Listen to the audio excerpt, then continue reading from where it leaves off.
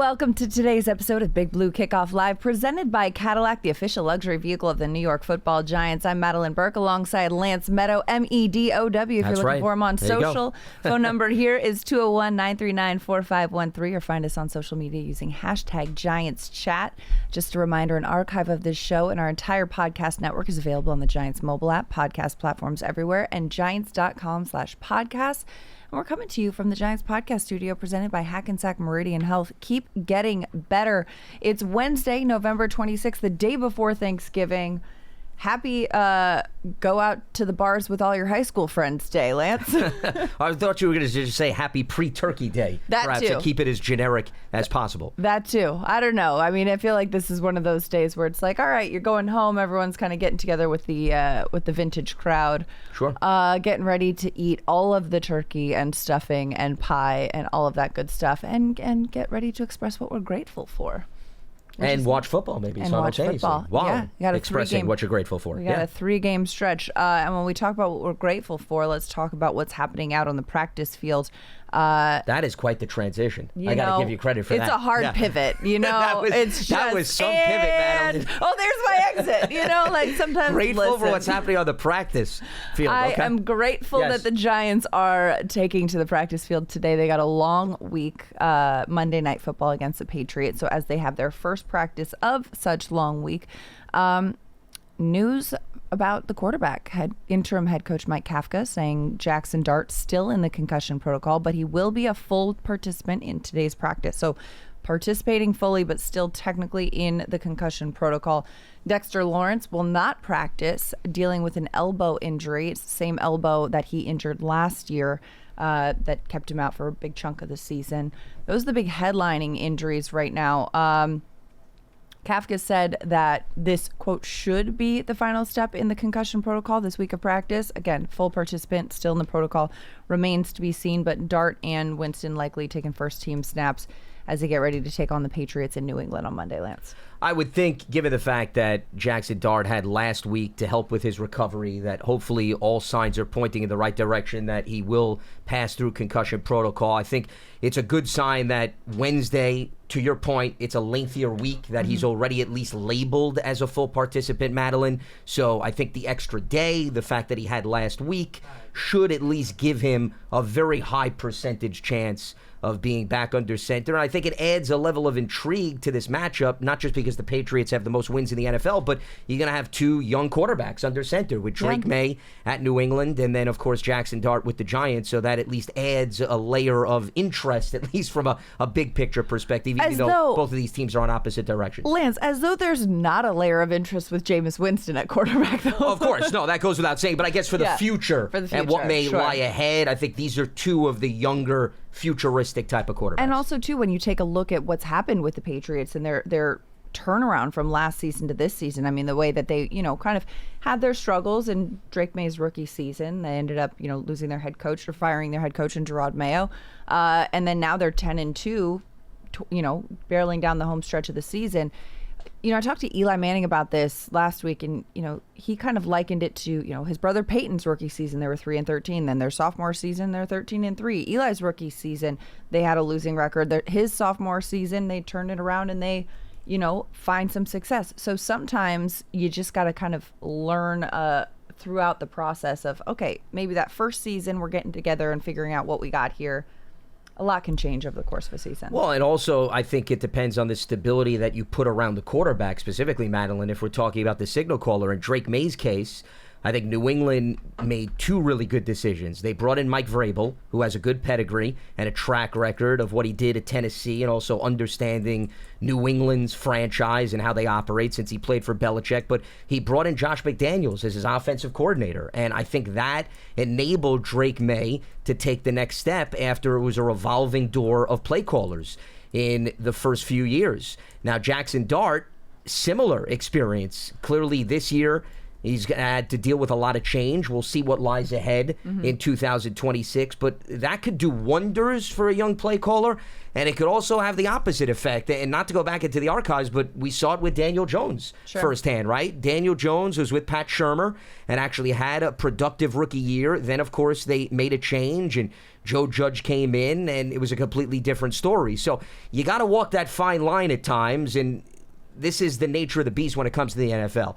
There's a revolving door of coaches and personnel, and constant change happens, but I think you got to look out for what's best for your young quarterback, because if you give him the stability, the talent, and the coaching, it could do a whole lot in terms of its trajectory, whereas if you go in the opposite direction, you may get what exactly happened with Daniel Jones. Right. And speaking of stability and coaching, you know, you look at the changes the Giants have made on the coaching staff. Of course, relieving Brian Dable of his duties. Earlier this week, Shane Bowen is out the door. Charlie Bullen, the linebackers coach, elevated to defensive coordinator.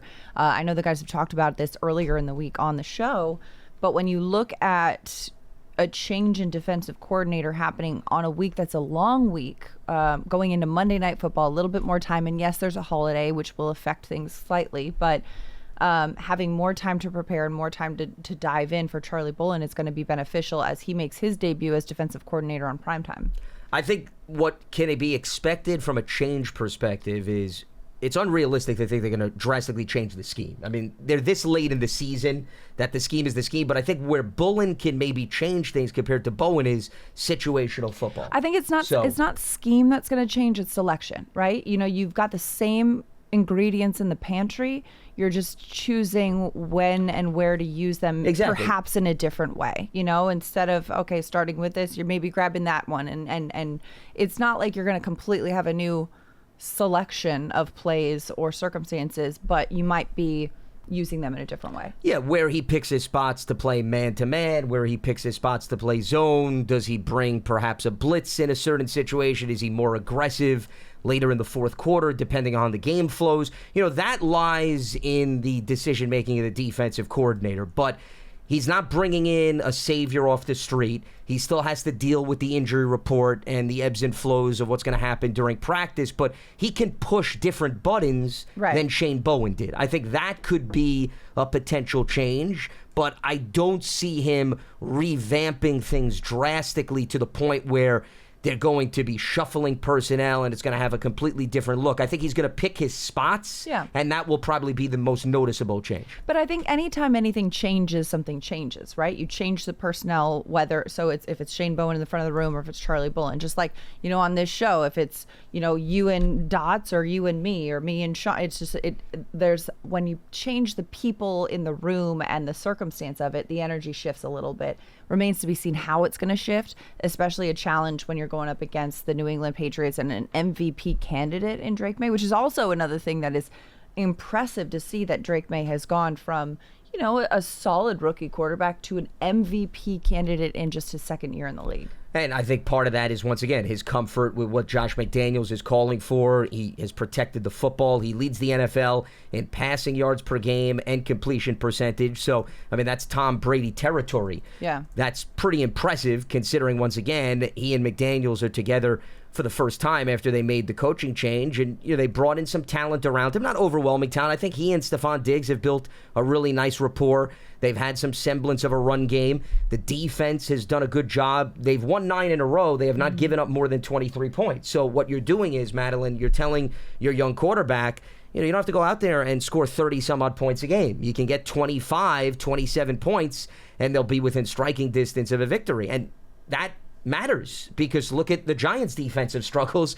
The offense has to put up 30-some-odd points, and they may not even feel comfortable under those circumstances. But also, on the day before Thanksgiving, things to be grateful for. There was a period of time where, 5-year stretch, I want to say, where the Giants couldn't eclipse 20 points, you know? Yeah. There was a period of time for many years where the Giants struggled to score on opening drives, and now we're seeing that with consistency, right? We're seeing opening drive touchdowns on a regular basis. We're seeing the Giants eclipsing the 20-point mark with either putting points on the board. There's just different struggles now that are coming from this team. And so, yes, one area gets fixed. You plug that leak and you got another one over here. You got to figure it out. It's a never-ending process.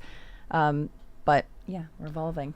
Well, I think the biggest issue still with the offense is it's a bit of Dr. Jekyll, Mr. Hyde. First half production has been noticeable in terms of an improvement, but they're not scoring at the same rate in the second half. There's been mixed results in terms of red zone production, and that's why they have struggled to close games. And we could sit here and point the finger at various facets of the team, but one way to protect yourself from putting the defense in a position where they have to close it out is you finish on a third quarter drive, right, or you finish on an earlier second quarter drive, and that puts more pressure on the opposing offense. And that's still a hurdle that they're trying to overcome. And you could look at this last Lions game, Madelyn, and I've got no problem with them aggressively going for the points, but you had nothing to show for that last drive. And there was another drive earlier in the game where they got into the red zone and they had to settle for a field goal. If you flip that, once again, it's not saying that you're going to guarantee a victory, but for what the Giants are dealing with right now, that would go a long way in giving them at least more of a buffer zone late in games to say, hey, the defense can give up a touchdown, and it may not be a backbreaker. Right now, the defense gives up a touchdown, it's a backbreaker. Well, and also, to your point where you said you didn't have a problem with going forward in that circumstance, with almost 3 minutes left on the clock, that's a lot of time to not just take the points. And so, again, circumstances I get, you want to be aggressive, you want to go for it, you want to, in the moment, it seems like the right idea. Hindsight is 20/20 in a lot of these calls and a lot of these circumstances, and so. Well, the other way that I view it is when you're 2-9, I think you can afford to be more aggressive than under other circumstances. Not to say that they're giving up on the season, but mathematically, they were right up against elimination, whether they won or lost that game. So where they are in the season, Mike Kafka taking over, wants to maybe put his stamp on the team. I could understand the decision-making, not necessarily being conservative. And inspire the players a bit, much like week 1 of Brian Dable's very first game against Tennessee when they go for it. Yeah, they went for the 2-point conversion. On the 2-point conversion, and it's like, I am showing you I'm putting faith in my players on the field. And, had it been 4th and 1 or 4th and 2, I would have been like, yes, perfect, right call, love it. 4th and 6 is a little bit harder in that circumstance. But again, you're putting your faith in your players. You're saying, I trust you to execute. It didn't work out that time. Well, and remember, they had, a 3rd and 17 earlier in the drive, and they converted that. Yeah, but a 3rd and 17 in the middle of the field is different than a 4th and 6 in the red zone. No, without a doubt. I mean, because you have more space to operate with. And I'll be the first one to argue that. Yeah, the defense is, But I think the problem with football analysis, at least late in game, a lot of people would look at it as well. Defense wound up holding the Lions to a lengthy field goal that Bates drilled. But here's the thing. If the Lions are now trailing by a touchdown, 6 points, the play calling changes for Dan Campbell. Absolutely. They're not approaching that drive the same way. So I disagree the viewpoint that, well, the Lions would have run that drive identical and the Giants defense would have held. There are so many other things that would have changed. I bring up the Marvel movie analogy, okay? Right. When you change one thing, then like 17 other things are going to be tweaked as a result. Yeah, you don't just roll it over. Right. Yeah. No, I agree. However, I think the play calling may have been different, but I think they still would have been calling plays with the same effort of getting down the field, and the Giants would have had more territory to let their defense go to work. Instead of having to defend from here to there, they can defend from here to there, because that's where they're trying to stop them. Well, you have a little bit more flexibility to your point, because they have to get into field goal range as opposed to score a touchdown. So, a little bit more leeway. There's no doubt about it. In the big picture, I guess I was looking at that more overview of the season as opposed to a bubble within that game. If you're looking at it more in a bubble within that game, I can understand. Okay, take the points, make it a little bit more difficult for the Lions. Just the way the season has flowed, the change in the head coach, where they are record-wise, I didn't look at it as, once again, a detrimental decision. Yeah. And I think, it's all relative. It's all hindsight. It's all in perspective of it all. And at the end of the day, the Giants are 2-10, and they are the first team eliminated from the playoffs. And so the rest of this season is, all right, let's put it out on the field. Let's see what we're working with. And this is an opportunity for these players and these coaches to put on film what they have, not just for this organization, but for all 32 teams in the league. Because now it's like, all right, we're not playing for a Super Bowl. We're not playing for a postseason berth. We are playing for our careers. And that is the reason a lot of these players will be, putting their best foot forward on Sundays. Giants fans, make sure to go and subscribe to the Giants Huddle podcast. It features long-form interviews with Giants players, coaches, and front office staff, past and present. Plus, hear from the best analysts covering Big Blue and the NFL. Search for Giants Huddle and subscribe on your favorite podcast platform, or simply go to giants.com/podcasts. And don't forget, if you're on Apple Podcasts, leave a 5-star positive review for all of our Giants podcasts. 201-939-4513 is the phone number. Let's go to the phone lines. Wilson in Roxbury, you're on the line. Wilson, I'm sure you're going to be telling us all the things you're grateful for with so much joy today, aren't you? Wishful thinking. Hey, Madelyn. Hey, Lance. Happy Thanksgiving to you guys for things. Listen, sports is a secondary thing, just to have fun. The most important thing is that we have a lot to be thankful for, and that's it. Football is something to pass the time, you know that. But Lance, if I would have played the lotto, I would be a millionaire right now, because I told you this disaster, this dumpster fire was going to happen. I told you there's no way in hell you let a head coach and general manager that won 9 games in 2 years to draft a quarterback. What they did, what the Giants do, everything backwards. They drafted a quarterback. Now you don't have the head coach.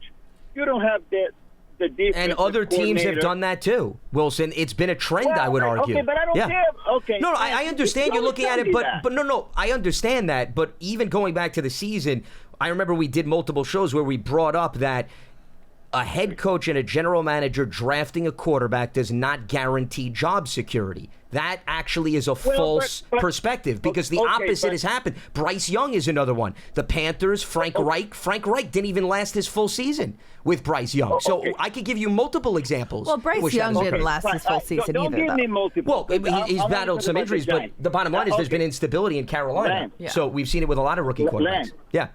Okay, Lance, let me ask you something. Play with me for a minute. But does it complicate things? Does it complicate things in terms of moving forward? Yeah, I mean, like I said, Yeah. I said it earlier in the show with Madelyn. I said, ideally, if every NFL team could find a way to follow an ideal script, it would be stability for a young quarterback and not having a revolving door of change. That goes without saying. Look at Alex Smith. Alex Smith had 7 or 8 different offensive coordinators in his first 7 or 8 seasons with the Niners. Why is it that Alex Smith didn't thrive until he got to Kansas City? Because the Niners changed everything constantly, and KC had Andy Reid. Okay. Play with me for just 1 minute. You've said that multiple times. I'm playing with you. We're going paddleball here. You too, Madelyn. Play with me for a minute. Okay. So now listen. I like Mike Kafka. I think Mike Kafka has a future in the NFL. I really do, because he's a bright guy. He's a straight shooter. Unfortunately, the optics of what the Giants have been doing, there's no way in hell that the Giants can give him the head coaching job. Even if they want to, they can't. Because if, God forbid, he starts 0-2, that's it. It's over. So the Giants need, unfortunately, a coach with a resume with a lot of teeth. They don't want to call Bill Belichick. They don't want to call Nick Saban. Fine. There's only one name, and it's Mike McCarthy. Now, what happens if Mike McCarthy comes in that has won a Super Bowl, that has won 12 games in a row in Dallas with Jerry Jones at his owner for three seasons in a row? What about Mike McCarthy says to you, hey, listen, you're not going to win with this kid. You're not going to win with this kid, this quarterback. This kid is not going to last a season ever because the way he plays. And frankly, he's not that good. Well, first of all, Wilson, let me jump in here. Wilson, hold on. To answer your question, and the same thing came up with previous Giants coaching staffs, the first thing you do in the interview process when you're talking to potential candidates is you ask them, A, what do you think of the current roster? And you go over specific players. If during the interview process, the players that you like, that you want to build your franchise around, the coaching candidate does not like, then probably you're not going to hire that coach. So you're jumping the gun, and you're getting to the point where they wouldn't go down that territory with a potential coach unless they are on the same page with respect to their outlook of the personnel. So that's an easy discussion. But Lance, it's also, Wilson, I will say. That's what the Giants are where we are. Yeah, and Wilson, I will say, too, we have 2 months of having this argument. Madelyn, just let me finish real quick. You won 11 games in 3 years. 11 games in 3 years. Mike McCarthy won 12 games in a row for 3 years. And you're going to tell a Super Bowl winning head coach, hey, listen, Mike, you won the job. This is your quarterback. Otherwise, I'm sorry, it's not for you. That's why we are where we are. I'm not saying that that's guaranteed.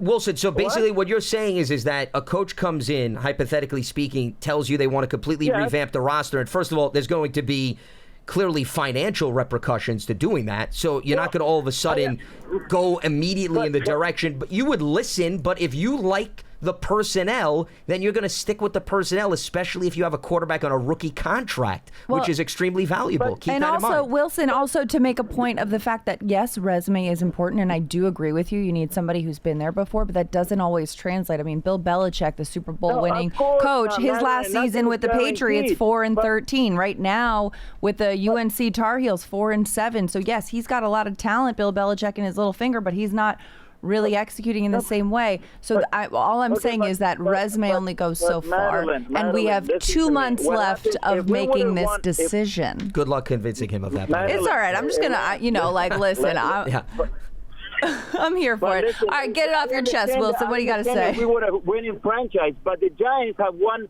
11 games in 3 years. You cannot. They're not doing. They're doing things the wrong way. So if Mike McCarthy, that won a Super Bowl, tells you, listen, that's not. You're never going to win doing it this way. Let's do it my way, and I promise you, we're going to win. You got to go with what the guy says. I mean, we have won 11 games in 3 years, Madelyn.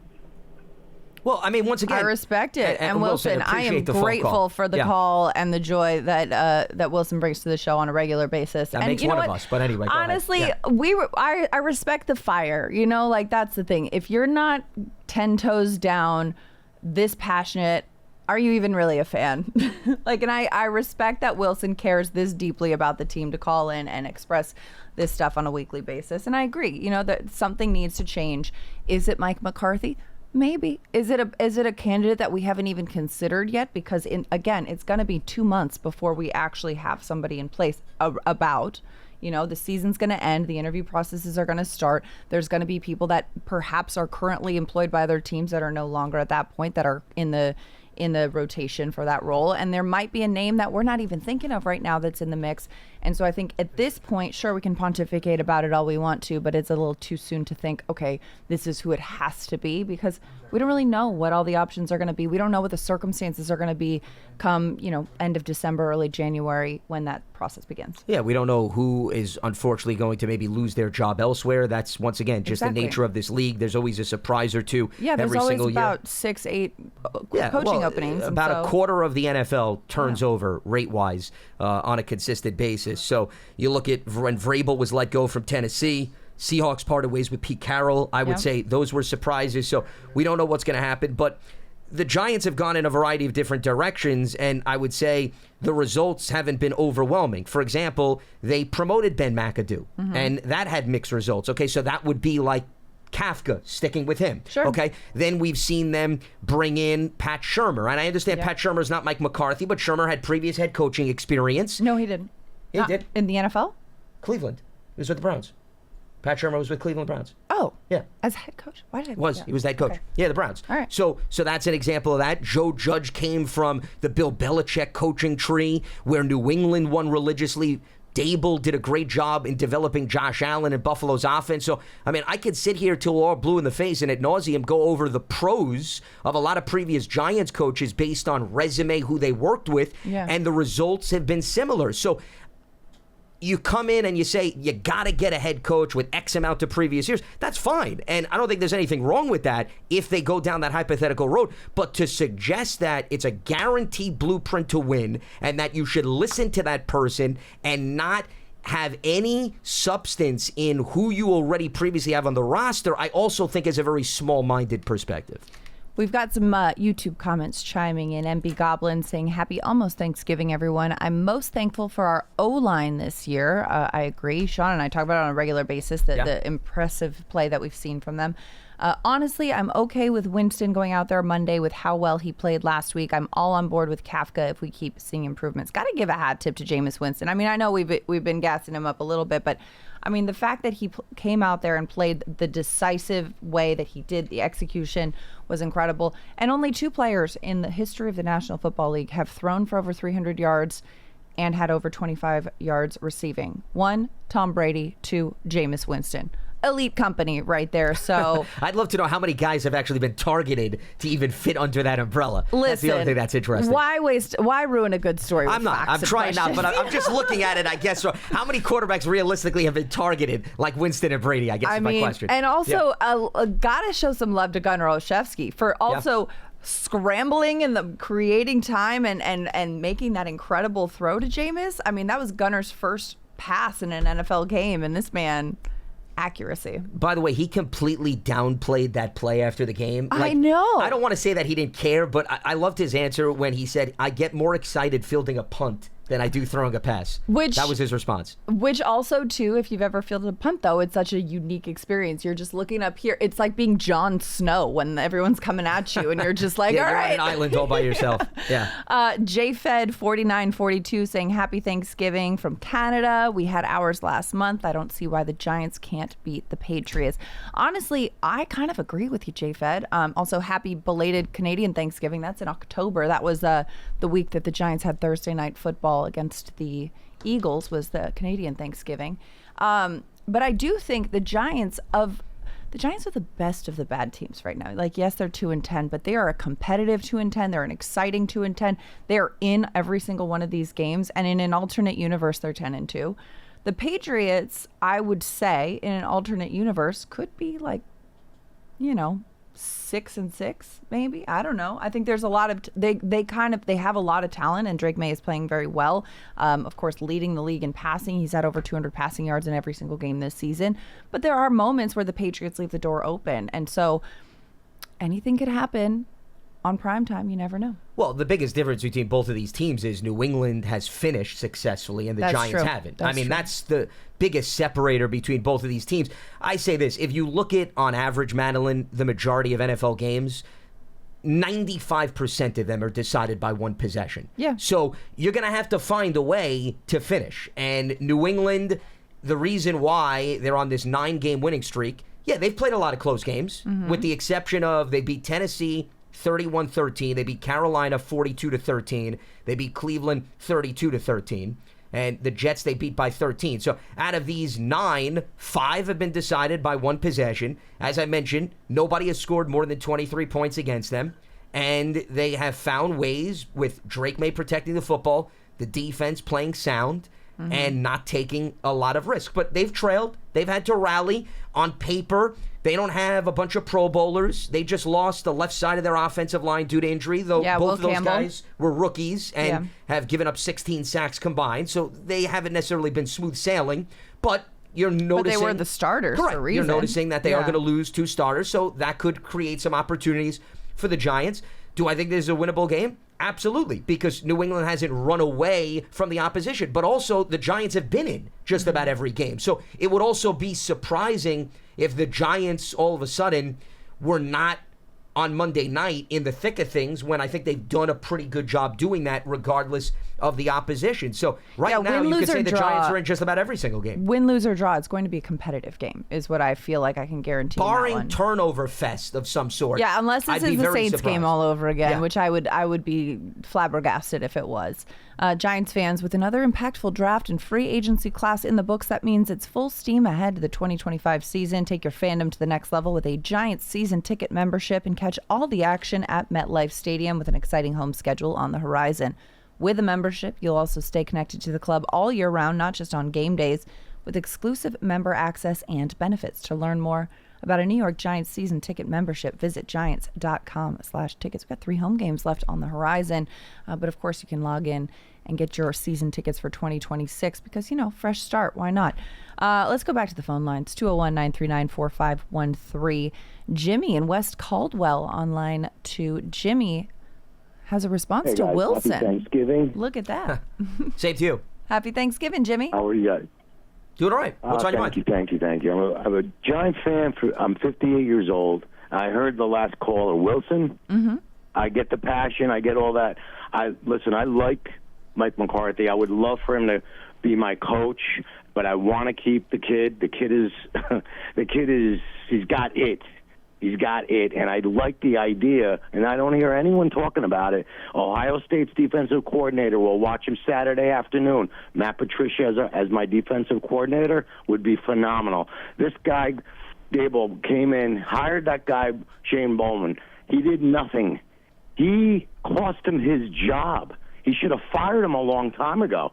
I mean, that was Dable's offense. They scored points all year, and the defense lost. How many games? We should be 7-5, 7-4, whatever it is. Should have at least won 7 games. Well, I mean, listen, we could sit here in the hypothetical world, and I'm not saying you're wrong, but I mean, there's a lot of teams in NFL history that are doing the same thing. And there's we could have also won a this lot game, could have won that game. And there's so also forth. a lot of nuance involved in it, and I think we forget sometimes in this sphere of looking at it like, oh, this guy's got to go, that guy's got to go. This is a person's livelihood and a person's job, and there's a lot more that goes into behind the scene. Was who calling the plays? Was Kafka calling the plays? Yeah, Kafka was the offensive play caller all season. Yeah. Who was? Kafka. Mike Kafka. Kafka. Okay, yeah. So, and we kept him. Yes. Does that make sense to you? But I don't understand. I don't get it. Well, I lost you. I'm not getting your point. Why would why would you fire you Kafka? don't fire an entire coaching staff mid-season? Because then who's going to coach the team, Jimmy? I get it. My saying, I would have went back and just kept him there for the rest of the year. I would have kept Dable back. Just get rid of Bowen. Just keep Dable and keep. Yeah. I mean, yeah. There's. Well, listen, we've seen teams do that. And, I mean, we'll certainly let you go on that point, Jimmy. The Raiders, they just parted ways with their offensive coordinator, Chip Kelly, because that side of the ball has struggled mightily. So, I mean, we've seen it go in a variety of different directions. The Giants felt that it took more than just removing the defensive coordinator, and they wanted to change ahead of the franchise. So that's why they ultimately went in that direction. But clearly the defense struggled. Clearly the defense has had its fair share of issues in finishing games, as we've been discussing. But as far as change here moving forward, there's going to be a new defensive coordinator next season. Whether Kafka is the head coach or they're bringing in somebody else, somebody else is going to be leading that side of the ball. And just a quick response to the last caller also, Madelyn, threw out the name Matt Patricia and the big game Ohio State, Michigan. Well, Matt Patricia was in the building interviewing for the head coaching job with the Giants when the Giants went with Pat Shurmur, and Patricia ended up with the Detroit Lions that year. So the building is well familiar with him, not just on the football field, but also, in that process. Well, he's also from the Belichick coaching tree, and if they, needed more information, Belichick could certainly provide that. But I think the bigger thing that sometimes gets lost is if you have a head coach that doesn't have a prior relationship with that defensive coordinator, that could be an issue. When you are a head coach, it's critical, and this is why a lot of franchises, they'll make recommendations of who to hire, but they're not going to force a coach down the throat of a head man because they understand trust is a big part of being on a staff. Well, in any vocation, whether it's coaching a football team or running a marketing team or what have you, if you're heading a team and if somebody's like, oh, this person's going to be on your team and maybe you don't work well with that person or that person doesn't work well with you, it's not going to work. So yes, you can be encouraged and recommended people and say, oh, this person comes from that person's tree. But at the end of the day, if that chemistry isn't there between the head coach and the coordinators, just like in any other job, if you are running a team and one of your employees doesn't essentially kind of fit in to what you're trying to do, then that's not going to work. They could be very talented in their own right. And so I'm only saying that to say, not to dismiss or to disregard any level of talent. It's just there's a lot of nuance that goes into it. And I think people forget that because they're so focused on, oh, this person coached with that person, so they must be a godsend and all that. Yes, sure, but there's so much more nuance that goes into it. Yeah, and that's why whoever is going to be the head coach next season, if they have a prior relationship with a Patricia or somebody else, maybe that could present itself. But it's not a guarantee that all of a sudden is going to come to fruition. Case in point, if memory serves me correctly, I think Shurmur, when he became the head coach of the Giants, had an opportunity to hire Steve Spagnuolo and bring him back as the DC or keep him. And Shurmur had a history because they were both on the Rams staff together. When Spags was the Rams head coach, Shurmur was his OC, and Shurmur did not go in that direction. He brought in James Betcher, who actually they didn't have a prior relationship. Shurmur just liked when he went up against Betcher, his defenses gave him a lot of trouble. And sometimes coaches do go in that direction, but I just wouldn't dismiss and overlook if there's no history, if there's no relationship, as good as that coordinator may be, they may shy away from bringing that person in because there's not that established rapport. Right, exactly. 201-939-4513. Back to the phone lines. Lou in Pennsylvania. Lou, you're on Big Blue Kickoff Live with Lance and Madelyn. How you doing, Lou? Hey everyone. Happy holidays. Happy Same to you. holidays. Just a couple of things. The coaching, I think they fired David a little bit too early. They should have given him a little more time with Dart. But the next best thing is to have the offensive coordinator that was working for him from the beginning still there. If Kafka doesn't get a job, I think either we need to think about like a coach, like a old school coach, like either Rex Ryan or even Chris Shula from the Rams defensive coordinator. Like the Rams, they flying around the field making plays. And I just don't think that for whatever new coach that's coming, we need to keep all the pieces that we have right now. So I don't think like rumors of Thibodeau getting traded, I don't think you should do anything like that. I think they should just stay put and let the next coach that comes in make that call for the team, because I know our record is bad, but the team it doesn't feel like it's a bad team. It just feels like we cannot get the ball to bounce our way when we wanted to. So Yeah, like I agree with that assessment. I'm happy with the team. If you can, like, try to keep Mike Kafka as an OC. If he doesn't take a job somewhere else, don't let that O-line coach walk out the door. Please.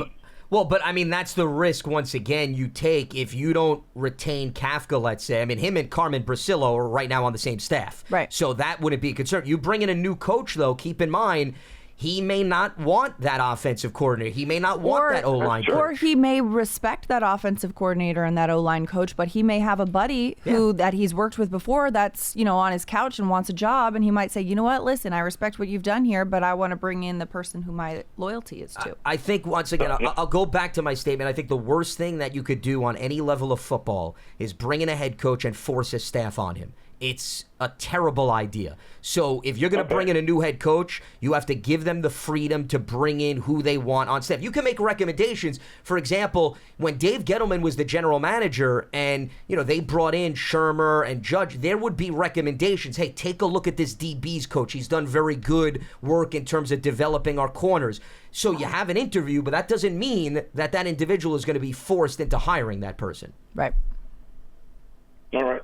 Thanks. But fix that defense. Rex Ryan or Chris Shula. That's my call. All right. Have a good one, guys. All right, you as well. Thanks so much, Lou. Happy Thanksgiving. The phone lines are lighting up, so let's keep it cranking. 201-939-4513. We've got Tony in Florida.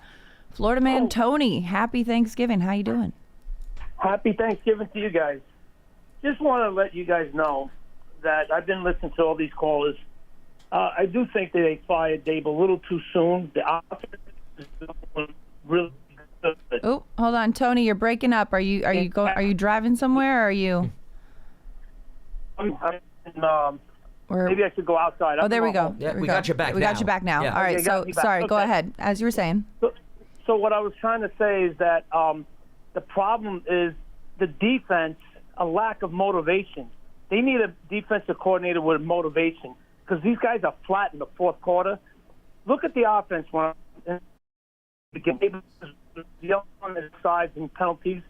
Then you got Scatterbo. He's fired in their defense with the interception against the Eagles.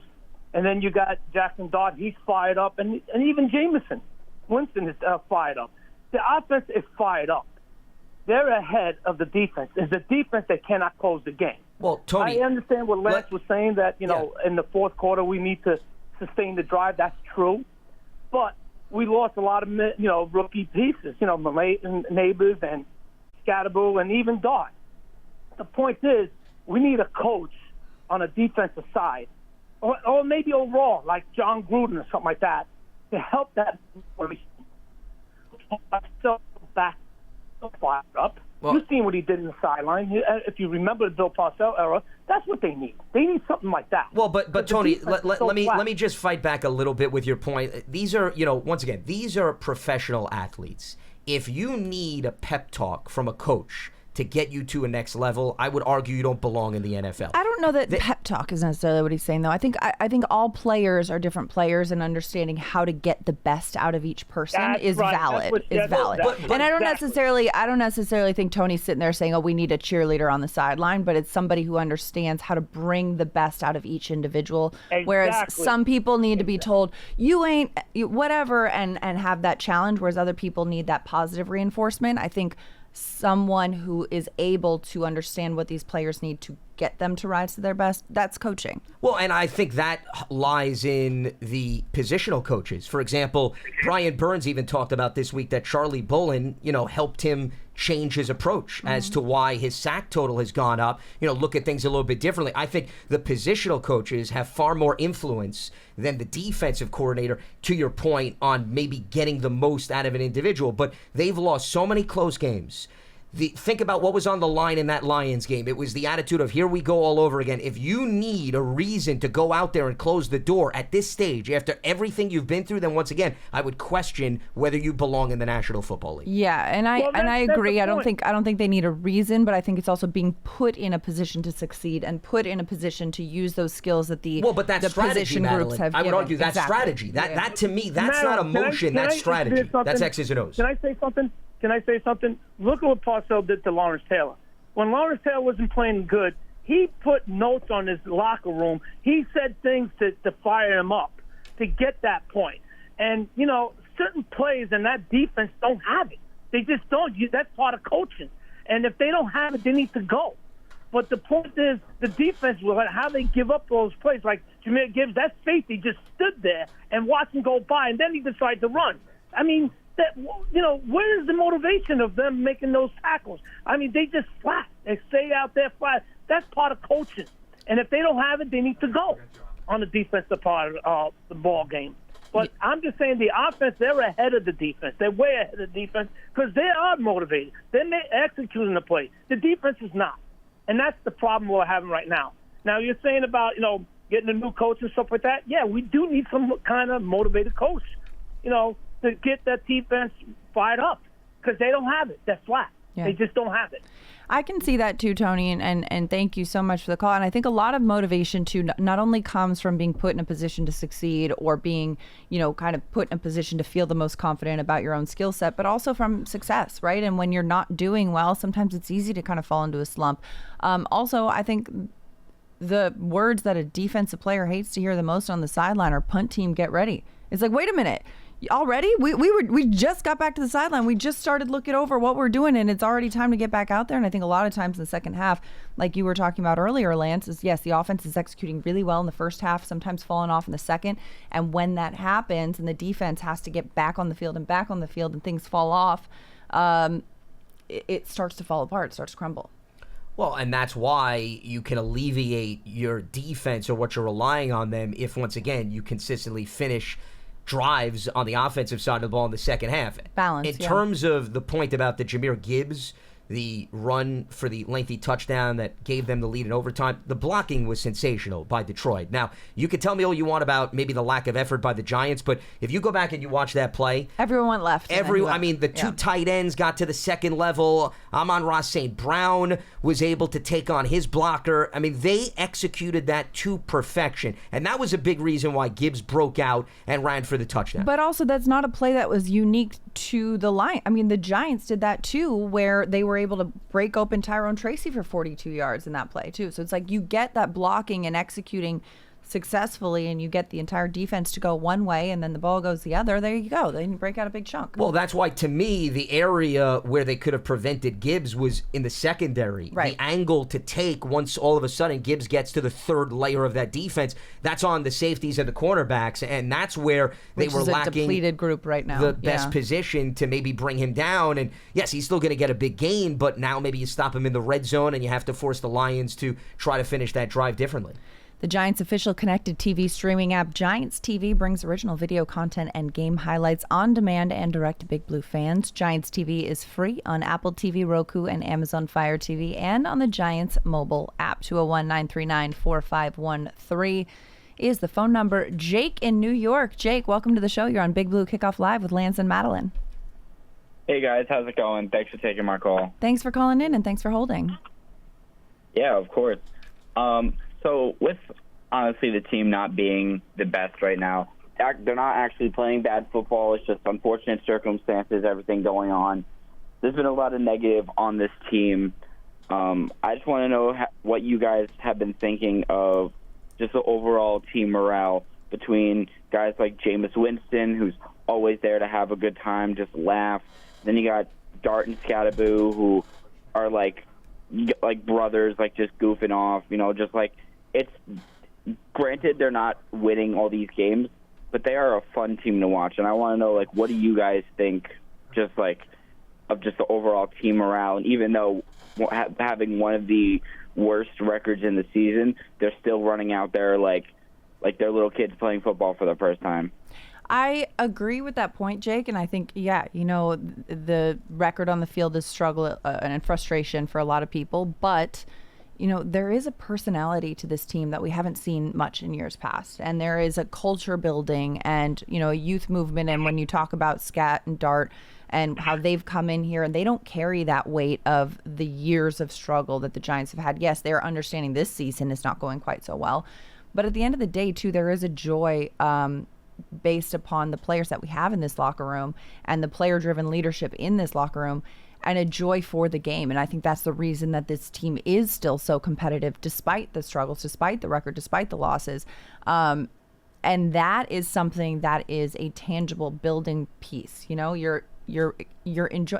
If you love your job, I mean, listen, I get asked all the time. They're like, wow, you've been covering this team for so long and they keep losing. How do you keep smiling? I'm like, I feel so fortunate to be able to cover one of the 32 teams in the National Football League, one of the most storied franchises. If you were to tell me 10 years ago, 20 years ago, hey, you get to cover an NFL team, they're going to lose a lot of games, but you get to be there, I'd be thrilled.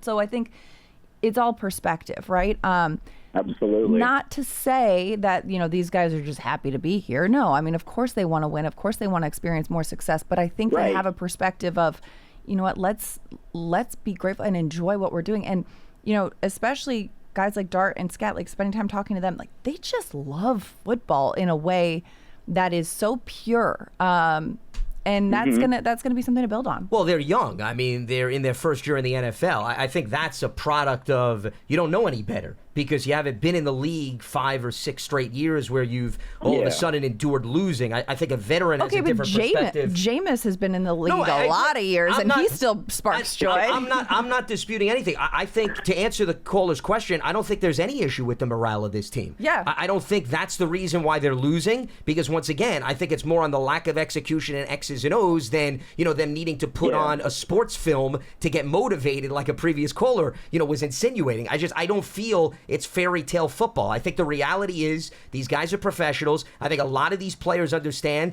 they're not guaranteed to be on the roster next year, so they're probably auditioning to go elsewhere. They don't have the big picture opportunity to say, I can take 3 or 4 games off, it doesn't matter. You can't operate like that when you're in the NFL. And when you're a young rookie, you also have the urgency of, I've got to keep showing improvement because they'll draft another kid next year to take my spot. So I think most NFL players are built with that mindset, and I think the fact that there's a lot of young players on the offensive side of the ball, that's why you're seeing a very positive outlook. And I don't think that's going to change because most of these guys, at least who were drafted within the last year or two, will stay on the team. And Jameis is just cut from a different cloth. So, I mean, you don't need to find out what's going on in his mind. I think he's proven no matter where he's gone, he loves football, whether he's the third stringer, the backup, or the starter. I think that's been well documented. Yeah.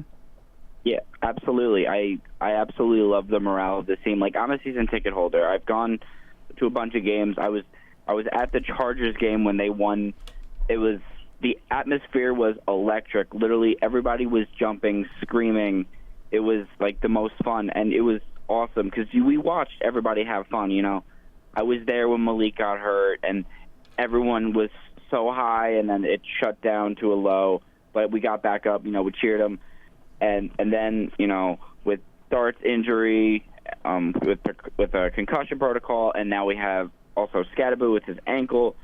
Everyone is still showing up, still showing love, doing the best they can, trying to keep the team morale high, because even though we're number-wise bottom of the league, but we're not losing by blowout games. It's within a couple points. It's just unfortunate last-minute decisions that fall apart. But I feel like the team overall morale is just what's really keeping them going. And hopefully with this offseason, the office figures out what they need to do. The team locks in on certain aspects that we're lacking. Just keep watching film, really study it. And I think by next year we might actually have a chance of being a decent, we're not a bad team now. It's just unfortunate situations that just keep making it. Also, we have the hardest schedule, making it just so much more difficult for us. Sure, but I mean, next year. Listen, no, Jay, I didn't mean to cut you off. We'll let you go because we want to try to squeeze in a few more callers. Thanks for the call, Jake. I think, once again, pointing to the schedule, remember, even if it gets easier, and I'm not looking ahead that quickly to what they're playing next season. Remember, those are all records based on this year. It's got nothing to do with how the teams are going to pan out the following season. So I wouldn't read too much into, next year's schedule will be easier, and therefore, that will give them a better chance to win games. Those teams who are struggling this year are also working simultaneously to improve. That's how the NFL works. It's just like the NFC East. Okay, you could say maybe it's a little bit of a down year for the NFC East. Well, the Cowboys, Washington, they're going to now be working this offseason to get back on the winning track, just like the Giants are. It doesn't operate where the Giants are the only team looking to get better and everybody else stays status quo. So that's why I wouldn't read so much into what the potential of the schedule presents for next season. Yeah, and I think, but even looking at the remaining schedule this season and the success of the teams that the Giants are facing that have had this season is also a valid point where, yes, it's going to be a tough stretch. But you know what? That's why they play the games. 201-939-4513. Let's go back to the phone lines. Line 3, Mike in Massachusetts. Mike, you're on Big Blue Kickoff Live with Lance and Madelyn. How's it going, Mike? It's going great, guys. I'm enjoying your show. Thanks for tuning in. Thanks for listening, and thanks for calling. It's a pleasure. Well, I've been a Giants fan for a long time. I've been watching Giants football for 60 years. And I have to disagree with some of the callers saying that Dable should have been kept on. I don't agree with that. He should have been let go. Him and Shane should have been let go at the beginning of the year. We should have had a new staff then. But it is what it is. What I have to say regarding Kafka, I don't think that when he was calling the plays, I don't think it was his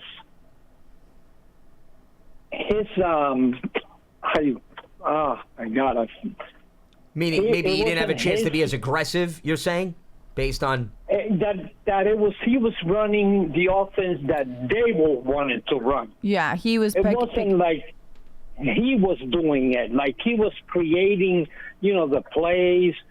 Because Dable, I didn't see the creativity in his offense. And everybody says, he's a quarterback guru. Come on. I don't agree with that either. You don't agree with the fact that Dable is a quarterback guru, you said? Yes, I don't agree that he is a quarterback guru like everybody, calls him. I think he was made to look like one because of Allen when he was in Buffalo. But yes, he didn't do anything with Danny Dimes. He didn't. Listen, Mike, I will say, though, Josh Allen still holds Brian Dable in high regard. They have a really great relationship because of the way that Brian Dable helped Josh Allen develop as a quarterback. I have seen firsthand the way that Brian Dable not only coaches the quarterbacks in terms of their retention and what they see on the field, but also the certain nuances of the game. We saw in the preseason, Dable deliberately cutting the comms for Jackson Dart to put him in that situation of, okay, how do you handle this? Let me prepare you for things that you might not even think about yet. Let me make sure that you have these experiences under your belt that may come up in some freak moment, and I want to put you in the position to feel prepared, because my coach thought about that in preseason and said, oh, here's another trick I'm going to play on you and not let you know, and see how you navigate this in a game that doesn't necessarily hold weight for the season, but is a great experience for you. Hey, I'm going to have you go out for the coin toss. Hey, I'm going to have you do certain elements of the role of quarterback that are bigger than just reading the defense, assessing the defense, going through your reads, and throwing the ball, And so I do think that Brian Dable thinks about things in a way that's very creative, and that is not that is outside of just the realm of how do I make you the best on the field in those moments between the lines, but also just the entirety of your confidence in being prepared for that moment. Mike, I think there's a distinct difference between being good for an offense and the development of a quarterback versus the lack of success for a head coach. And John, you can let him. Yeah, we'll let you go on that note. Mike. You look at Josh Allen coming out of Wyoming, there were a lot of question marks about his skill set, his completion percentage, his accuracy, and Brian Dable brought him along to a point where, he became one of the best in the National Football League, especially after his rookie year. So I'm not willing to dismiss that just because of how he panned out as a head coach with the Giants. He also did a good job tweaking the approach for the Giants in 2022, and I'm not saying that Daniel Jones was a prolific passer, but at least made Daniel think about his decision-making. The interceptions went down. They leaned on him and Saquon Barkley as a runner, and that's why they were a pleasant surprise and they made the playoffs. So I just gave you two things that I think are well documented on his resume that still bode well for him as, you want to say, a quarterback guru. I think that term is used very loosely, but at least somebody that has a good track record in helping to develop quarterbacks. So I'm not going to bury that just because things didn't pan out well as the Giants head coach. And there are a lot of individuals that we've seen in NFL history that are good coordinators / QB coaches, but it takes a different approach to be a head man and be able to oversee an entire team and delegate responsibilities and work with all different facets. That's why everybody's not cut out to be that way. But once again, I think you're meshing everything together where I think there's separation factors that prove that he still has done a really nice job in developing some talent in this league. And the perspective from outside is missing a lot of detail from inside and a lot of elements that also go into it. And I think it's easy to point the finger at, oh, this guy's in charge, this guy's got to take the fall. But, there's, again, a million things that go into it. Yeah, we'll leave it there. 201-939-4513. We got time for one more call. Let's go to Brian in New York. Brian, you're on Big Blue Kickoff Live with Lance and Madelyn. How's it going? It's going good. Happy holidays, guys. I love the show. Happy holidays. Thank you for calling. You're welcome. I just like to say I do agree with the last caller on one thing. I think Mike Kafka has been doing a great job, and I can see a difference as far as the play calling. It looks a lot different to me when it comes to just the breakdowns of run and pass. To me, it almost looks 50-50. I would say it even leans more towards the run. I mean, you're talking about they're running it nearly 40-some-odd times the last two games since Kafka took over. So I think that point is well taken. The other thing, and I'll let you continue, Brian, that I just wanted to point out, and you're right about the last caller bringing up, I wanted to respond to this. When Dable's the head coach and Kafka's the play caller, if Kafka wants to go for it on 4th and 6, Dable has every right to say, Mike, we're not going for it. We're going to bring out the punting unit. Mike now has the ability to say, well, I'm the guy, so we're going to go for it on 4th and 6. Mike may want to run a trick play. Dable has every right to say it's not the time to do that right now. So there's no longer anyone standing in the way of Mike hitting the green light or the button to be a little bit more aggressive. So I think if that's what you're noticing, yeah, the dynamics have changed. There's no doubt about it. You could be the play caller, but the head coach still has the right to step in and say, I'd rather take this call or I'd rather bring the punting unit out. So that has drastically changed. There's no doubt about that. Absolutely. Go ahead, I agree with you 100%. And the one thing I've heard a lot of people criticize Kafka for, and I obviously disagree, is the call to go for it on that 4th and 6 to go for the touchdown, because to me all year I've seen like they take the 3 to go up 6, and then the defense just gives it up, and they have not earned my confidence in closing out that game. They have not done that all year. And if I could just touch on like Cam Scadaboo for 1 second here. Sure, real quick. I mean, like Cam Scadaboo, I mean, I'm all about him. So like I can really appreciate an athlete that goes on IR and just doesn't like just sit by the wayside. I love watching the clips of him on his new Twitch channel. He's hilarious. He is my spirit animal. I love Cam Scadaboo. One of the greatest things about Cam Scadaboo is that he is so genuinely, authentically, fearlessly himself, and steps into that space and does so in a way that people are like, that's a rookie. Yep. But you know that he really owns it, whether he's on the field, on the sideline, or on his Twitch channel. And I'm really excited to watch him get back on the field and bring it back to the locker room as well. One other thing, and appreciate the phone call. Thanks so much for giving us a ring, Brian. Thanks, Brian. I just wanted to bring up before we wrap up this conversation, when Brian Dable was the head coach, Madelyn, this goes back to the decision, not to belabor the point about going for it on 4th and 6.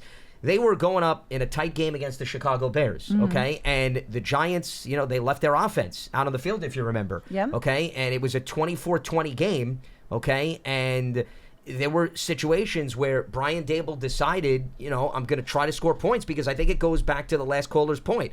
Whether it is being admitted publicly or not, if the track record of the defense hasn't been able to make stop after stop, it gets to the point where the head coach of the offensive coordinator is saying, I have more faith in leaving my offense out there and trying to close the door opposed to putting in the hands of the defense, where the old story is you do the same thing over and over again expecting different results. It's a sign of insanity. But in that situation, the Giants were trailing. Correct, yes. But there were also opportunities earlier in the game, too. Right. But when you're trailing by 4, of course you're leaving your offense on the field, because you need the points. Whereas if you're leading and you want to extend the lead by a handful, and there's a difference between, okay, we're leading, we want to extend it to make it decisive, to make sure they need a touchdown, versus if they get a field goal they could tie.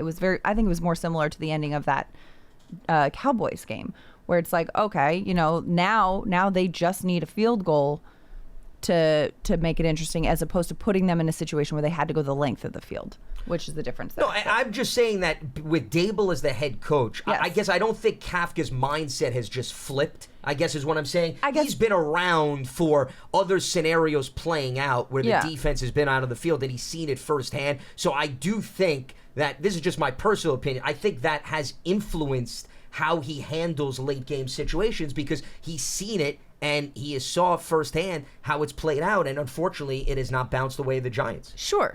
And I think, being aggressive, and perhaps he picked that up from Dable, perhaps that's just who he is as a man. Being aggressive is something that is a positive, but I do see the difference in being aggressive when you're trailing versus when you're leading, and being aggressive because it's a necessity to stay in the game, versus, let's, instead of taking 3, let's take 6 or 7, you don't want to get greedy with it at that circumstance. Take the certainty of points, especially when your team is struggling in the red zone and you bounce the ball outside. Yeah. Well, no, and just real quick, I chuckle though when I hear the certainty, because Madelyn, the only thing I would disagree is I don't think even a field goal is a guarantee. Who's to say that with some of their issues that they've had in the kicking game this year, that you're giving them the 3 points too? I mean, you could very well miss the field goal, even if you bring the field goal unit out, and then the Lions have to go the lengthier distance on the field, but to just give somebody 3 points, I don't operate like that, especially some of the hiccups that the Giants have had on special teams this season. That's another thing to at least consider. And with that, we leave you, because we are out of time here, but thanks for listening to today's episode of Big Blue Kickoff Live, presented by Cadillac, the official luxury vehicle of the New York Football Giants. Big Blue Kickoff Live is part of the Giants podcast platforms everywhere, and giants.com/podcasts. For Lance Medow, I'm Madelyn Burke. Thanks for tuning in, and we'll see you next time. Happy Thanksgiving.